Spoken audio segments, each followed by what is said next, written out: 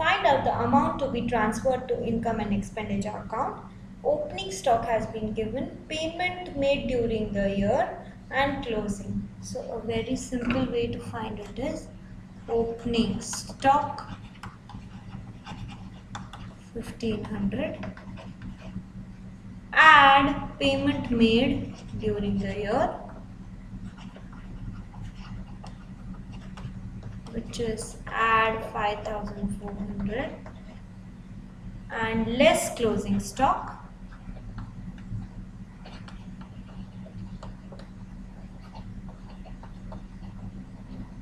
which is 250.